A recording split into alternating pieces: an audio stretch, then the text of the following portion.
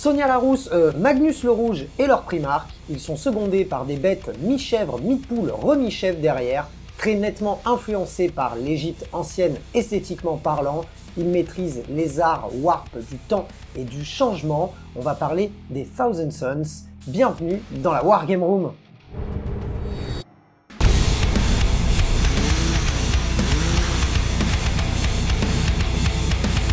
On commence avec les aptitudes générales. Les détachements Thousand Sons gagnent deux aptitudes qui sont simple serviteur et tyran jaloux. Ça nous dit ni plus ni moins qu'on ne peut pas inclure plus d'un prince démon par détachement et qu'on ne peut pas non plus inclure plus d'escouades de cultistes du chaos comparé au nombre d'escouades de Rubricae ou de Terminator. Et pareil pour ce qui est des unités Braillard, donc on parle des Tzaangor, etc.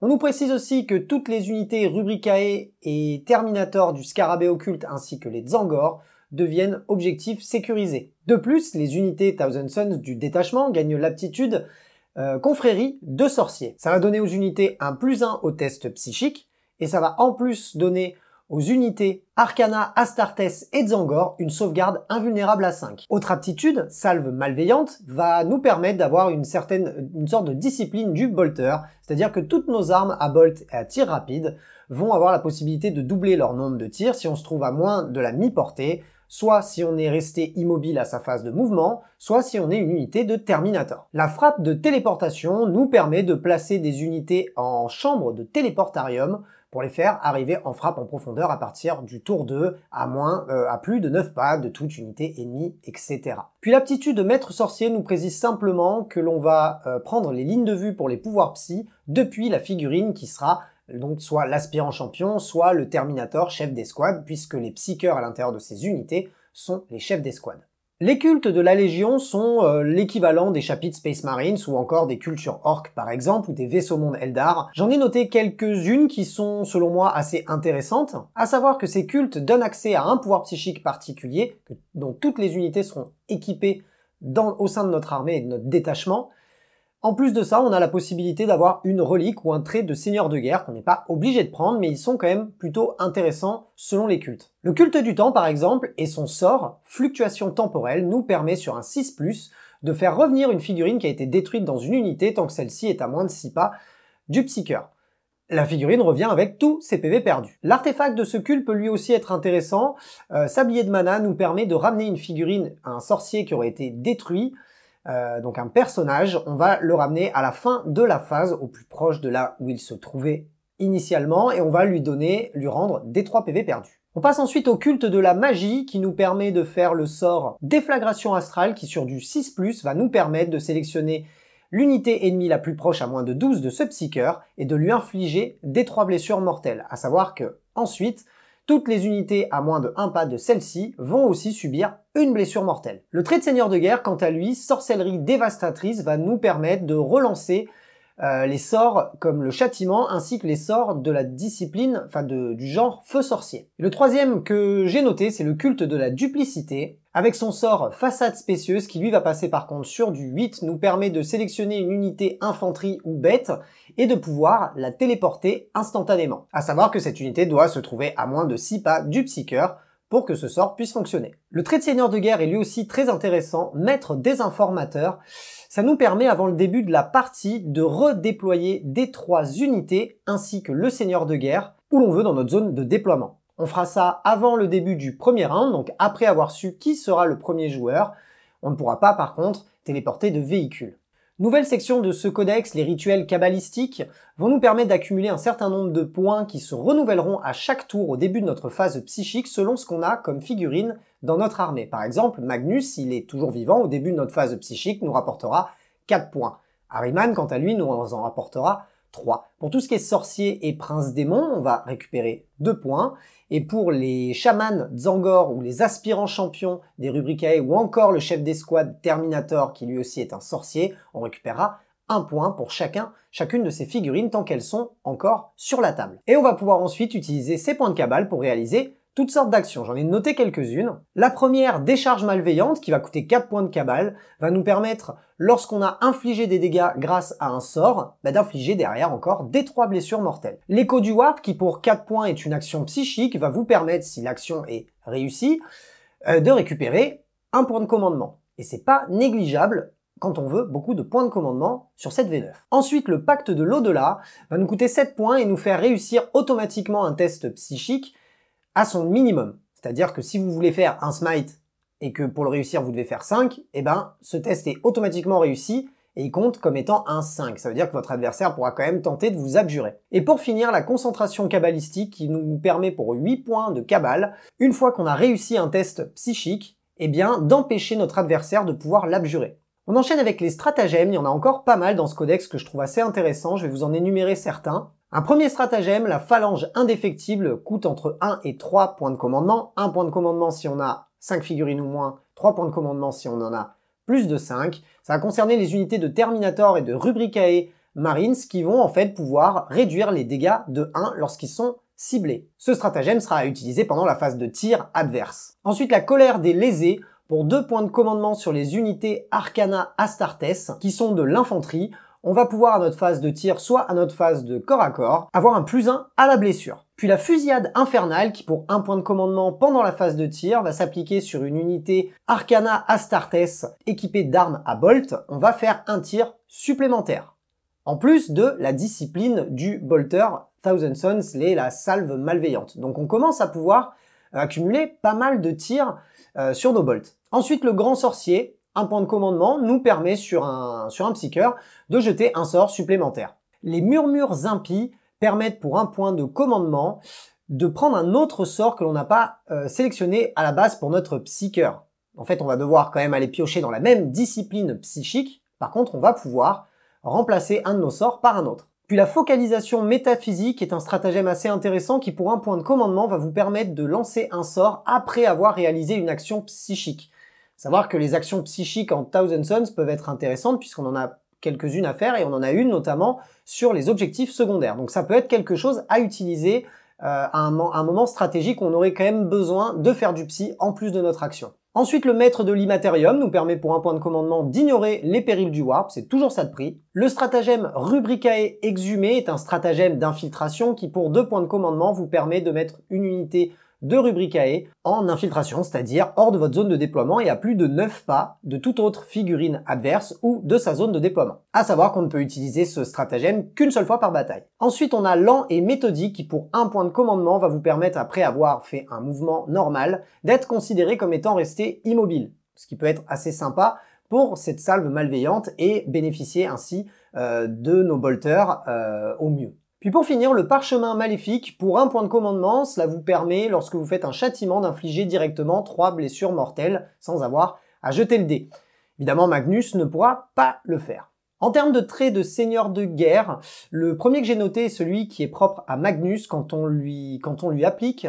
Lorsque Magnus est notre seigneur de guerre et qu'il a ce trait de seigneur de guerre, il va connaître en fait tous les sorts de son domaine psychique et ça en fait quand même pas mal. C'est donc le trait seigneur du savoir interdit qui, lorsqu'on le met sur un sorcier exalté ou sur tout autre personnage que Magnus, va lui permettre, quant à lui, de connaître un pouvoir psychique supplémentaire. Et Prescience d'Outre-Monde, qui est le trait associé à Ahriman, il nous permet, avant de faire notre jet de sauvegarde sur donc Ahriman ou sur le sorcier exalté par exemple, sur lequel on pourrait mettre ce trait de seigneur de guerre, ça nous permet d'avoir en fait une sauvegarde à 3+ invulnérable pour tout le reste du tour. Et en termes de reliques, j'en ai noté 2. Le Home de l'œil du démon vous permet de récupérer un point de commandement sur un 5+ à chaque fois que votre adversaire fera un stratagème. À savoir qu'on ne peut récupérer qu'un seul PC par tour, mais bon, comme on a vraiment quand même beaucoup besoin de points de commandement dans cette version et avec ces nouveaux codex, on va être content de pouvoir en récupérer le plus possible. Et pour finir, l'armure pentachérique, j'ai réussi à le dire du premier coup, nous permet sur notre maître infernal de connaître un rite, une litanie, enfin un hymne supplémentaire. C'est pas un hymne, Félix, c'est un pacte. Un pacte. En plus de ça, notre maître infernal, à sa première sauvegarde ratée, subira 0 dégâts, quelle que soit l'arme, le dégât infligé par notre adversaire. Ça peut le sauver. Encore une nouveauté de ce codex, l'état-major de Légion vous permet de customiser certains de vos personnages pour un certain nombre de points. J'en ai noté quelques-unes qui sont assez sympas. Par exemple, pour 25 points sur un sorcier exalté, ça va vous permettre de lancer un sort supplémentaire. 25 points, c'est peut-être un peu cher payé, mais si on n'a pas envie de sortir Rayman et qu'on a envie d'avoir notre sorcier exalté un petit peu plus burné, c'est un moyen de le faire. Un autre, pour 15 points sur un sorcier ou un sorcier Terminator. Celui-là, je le trouve sympa. Il nous permet en fait de pouvoir de faire une action psychique à la place d'un pouvoir psy. Et ça, encore une fois, ça peut être assez intéressant si on a envie de faire du secondaire et en plus d'avoir quand même un petit peu d'impact avec nos pouvoirs. Et le dernier qui pour 15 points sur un sorcier ou un sorcier Terminator va vous permettre, lorsque vous faites des sorts de type châtiment ou feu sorcier, donc tout ce qui est sort à la blessure mortelle, du moins de létalité pure, on va avoir la possibilité de relancer un de nos dés à chaque fois qu'on lance ce sort. Les pactes infernaux sont eux aussi une nouveauté de ce codex, sorti avec donc cette nouvelle figurine, le Maître Infernal, qui est une sorte de un petit peu comme la Dogmata chez les Sœurs de Bataille ou encore le Chaplain chez les Space Marines. Il nous permet de réciter des pactes, des hymnes, des litanies, des pactes, Félix, des pactes. Par exemple, le Feu de l'Abysse, quand on réussit ce pacte, je vais y arriver, il nous permet de viser l'unité ennemie la plus proche à moins de 15 pas et de lui infliger D3 blessures mortelles. C'est une sorte de smite. Ensuite, le Savant Diabolique nous permet, lors de notre prochaine phase psy, de gagner un point de cabale supplémentaire et en plus de ça, de relancer nos tests psy pour notre Maître Infernal, là aussi à la prochaine phase psy. Et le dernier pacte, Maelstrom Maléfique, nous permet de sélectionner une unité Thousand Sons à moins de 24 pas de notre Maître Infernal. Cette unité, si elle est visible du Maître Infernal, elle va gagner +1 en force sur ses armes de tir. On arrive sur les pouvoirs psychiques, partie ultra intéressante de ce codex, étant un codex basé quand même sur la magie. On a quand même des sorts qui sont quand même très sympas. Dissociés en 2 disciplines, certains personnages, certaines unités vont avoir accès aux 2 disciplines et d'autres non. La première, c'est la discipline du changement, avec un premier sort, Prestige de Tzench, qui va passer sur du 6. Et on va sélectionner une unité Ami Thousand Sons à moins de 18 pas de ce Psyker, et cette unité aura -1 pour être touchée. Puis l'éclair de mort, sur du 6, on va sélectionner l'unité ennemie la plus proche à moins de 18 pas de notre Psyker, et il va subir 3 blessures mortelles directes. Ensuite, le sort Tisseur de Destin, sur du 7+, va vous permettre de sélectionner une unité Ami Thousand Sons, à moins de 18 pas de ce Psyker et de lui donner une sauvegarde invulnérable à 4. Et pour finir, la malédiction du Cacodémon, pareil, réussi du premier coup, je suis fier de moi, vous permet sur du 6+, de sélectionner une unité ennemie à moins de 18 pas de ce Psyker et de réduire la force de ses armes de 1. À savoir que cela ne s'applique que sur ses armes de tir. Puis on passe à la discipline de la vengeance, avec un premier sort Revers du Destin, sur un 8, donc assez difficile à placer, va vous permettre de sélectionner une unité ennemie à moins de 12 pas de ce Psyker et de lui enlever toutes ses sauvegardes invulnérables. D'où la difficulté de ce sort. Contre du Custodes, ça commence à pas trop rigoler par exemple. Ensuite, on a Présage, qui est un sort qui passe sur du 7+, on va sélectionner une unité Ami à moins de 18 pas du Psyker, et cette unité aura +1 sur ses jets de touche d'attaque. Et pour finir, l'accélération temporelle qui sur du 7+, va vous permettre sur une unité d'infanterie, bête ou cavalerie à moins de 6 pas de ce Psyker de faire un mouvement normal. On aborde maintenant les objectifs secondaires. Première fois que j'en note 2 vraiment sympas dans un codex. La première, c'est la colère de Magnus qui va uniquement vous servir lorsque vous combattrez un adversaire qui a des psycheurs lui aussi dans son armée. En fait, vous allez marquer un certain nombre de points à la fin de chaque round si vous tuez plus de figurines, enfin si vous infligez plus de blessures à votre adversaire avec des sorts que lui ne vous en a infligé. Vous marquerez donc 3 points à la fin de chaque round. Et c'est plutôt pas mal lorsqu'on a en face une armée où il y a des psycheurs mais pas tant que ça. Et on sait qu'on va de suite faire plus de mortels que notre adversaire et ça peut être un objectif secondaire qui peut vous rapporter des points assez facilement, mais dans un certain cas. Si l'adversaire n'a pas de psycheur dans son armée, vous ne pouvez pas prendre ce sort. On a ensuite un objectif secondaire qui est basé sur les actions, qui est incendier les empires. Les unités infanterie Thousand Sons qui sont à portée d'un pion objectif qui n'a pas encore été incendié vont pouvoir le faire pour une action. Et à la phase de commandement suivante, si l'action est réussie, vous allez marquer 4 points pour chaque objectif que vous aurez réussi à incendier. À ça, vous pouvez faire cette action sur plusieurs objectifs pendant le même tour.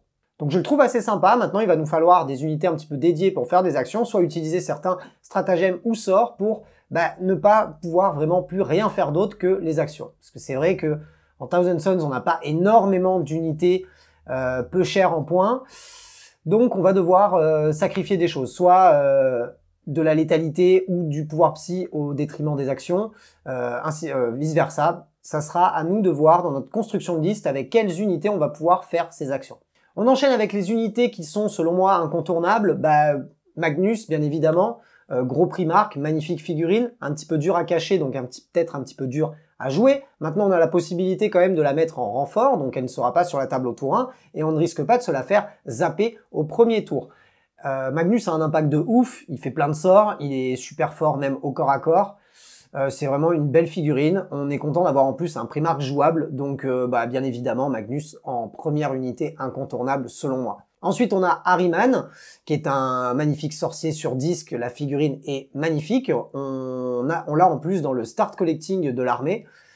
J'adore cette figurine, elle est quand même assez burnée, parce que pareil, elle fait plein de sorts, elle a une relance native il me semble sur ses sorts. C'est quand même plutôt pas mal, et lorsqu'on a envie d'avoir un gros psycheur qui n'est pas Magnus, ou même en plus de Magnus, et en général on va prendre Ahriman. Je suis pas sûr que le sorcier exalté sur disque soit bien plus intéressant en termes de choix, puisqu'il me semble qu'en termes de coup en point, on n'est pas très loin au final. Ensuite, j'aime beaucoup l'unité de Terminator du Scarabée Occulte, non pas parce qu'elle est complètement pétée et super tanky, et qu'en plus, avec le bon culte, on peut faire revenir des figurines, enfin c'est assez impinable. Je trouve les figurines assez jolies, je trouve le style un peu influencé par l'Égypte antique plutôt cool. Leurs armes de corps à corps sont vraiment sympas visuellement. C'est des Terminators qui sortent un petit peu du lot habituel, donc j'aime beaucoup cette unité. Elle est un petit peu lente. Maintenant, quand on en met 10 sur un objectif, c'est vraiment insortable. Enfin, c'est une horreur à sortir, et ça peut être quelque chose de très gênant pour votre adversaire. Maintenant, ces figurines sont un petit peu chères en points. Il me semble qu'on n'est pas loin des 500 points pour 10 thermies. Donc ça commence un petit peu à chiffrer. Et pour finir, je vais parler d'unités qui sont pas jouées vraiment très peu du coup en milieu compétitif. Donc ne me crachez pas dessus si vous trouvez ça nul. Mais moi, j'adore ces figurines. Si je faisais une armée de Thousand Sons, c'est ça que j'achèterais en premier. J'adore tout ce qui est Tzaangor. Les chamans Tzaangor sur disque, les Tzaangor sur disque avec leurs arcs. Je trouve ces figurines super belles, je trouve qu'elles ont un charisme fou, même si elles ressemblent à des poulets, des chèvres ou des bouquetins. Je les trouve super cool. En plus, il me semble qu'elles sont toutes jouables à AOS, donc c'est aussi pas mal d'avoir des unités qu'on peut sortir dans d'autres jeux même carrément. Donc j'adore ces unités. Et la dernière que j'adore, c'est la Mutalide Vortex. Je trouve la figurine magnifique. Elle a une empreinte de ouf sur la table. Elle a une façon de jouer un petit peu particulière, puisqu'elle a des pouvoirs psy qui ne sont pas des pouvoirs psy, mais qui ne sont pas non plus des armes de tir. C'est assez particulier, mais j'aime beaucoup la figue. C'est pareil, c'est le genre de figurine que j'aimerais beaucoup peindre et jouer si je jouais du TS. Maintenant, je sais qu'elle est quand même très peu sortie, elle est difficile à cacher, elle ne traverse pas les murs. Bien souvent, elle se fait sortir très rapidement. CF Cyril contre les Tyrannides, qui s'en est fait sortir 2 en un tour. Pour ce qui est des points faibles de cette armée, je trouve que les unités sont chères. Encore une fois, le Marines de base, que ce soit le Marines ou le Marines du Chaos, je le trouve toujours un petit peu cher. En plus, c'est une armée qui va jouer très bien la phase de psy, mais qui malheureusement derrière va manquer un petit peu de létalité au corps à corps et au tir. Donc c'est selon moi les principaux points faibles de cette armée. On n'a pas énormément d'entrées qui nous permettent de faire du secondaire, ou alors des unités qui sont quand même très faiblardes et qui vont très vite mourir, donc il va falloir vraiment bien les gérer pour pas se les faire sortir avant qu'elles aient pu accomplir leurs actions. Donc c'est pas évident, je pense que c'est pas un codex qui est très clé en main. On va surtout jouer surtout en milieu un peu dur, un peu compétitif, on va jouer pratiquement les mêmes figurines tout le temps. Et au niveau de la rejouabilité, on n'est peut-être pas dans un truc complètement ouf. De plus, certaines unités commencent un petit peu à dater en termes visuels, même si esthétiquement parlant, elles sont très belles. On est quand même sur de l'ancienne génération de figurines Games Workshop. Je verrais bien des nouveaux Terminator refaits, et je pense qu'ils seraient 1000 fois plus dynamiques et beaucoup plus beaux que ceux qu'on a actuellement. Pour conclure avec ce Codex Thousand Sons, on est là avec une armée très charismatique, ultra influencée par l'Égypte ancienne. Je trouve le design de ces figurines magnifique, le schéma de couleur de base est lui aussi particulièrement beau. J'aimerais beaucoup en jouer. Si je faisais du chaos, j'hésiterais entre ça et de l'Empereur Children. Bon, je pense que je passerai quand même sur l'Empereur Children parce que c'est rose, forcément. Si vous me connaissez, vous le savez. Magnus est génial, figurine carrément magnifique. J'aimerais beaucoup la jouer, beaucoup la peindre, tout comme les Terminators du Scarab Occulte ou encore les Mutalid Vortex. Je trouve qu'il y a quand même pas mal de figurines à sortir, avec une très belle esthétique. Donc si on a envie en plus de jouer du psy, cette armée est un petit peu faite pour vous. Donc je la recommande pour tous ceux qui ont envie de jouer une armée du chaos qui serait vraiment basée sur le psy. C'est tout ce que je pouvais vous dire sur les Thousand Sons. J'espère que cette vidéo vous a plu. Si c'est le cas, n'hésitez pas à y mettre un pouce bleu, à me donner votre avis dans les commentaires sur ce que vous pensez de cette armée. Si j'ai oublié des trucs qui, selon vous, sont forts, dont j'aurais dû parler dans cette vidéo, n'hésitez pas à le dire. Activez la cloche sur YouTube, c'est super important. Ça permet de remonter dans l'algorithme de YouTube et de recevoir toutes les notifications liées à la chaîne.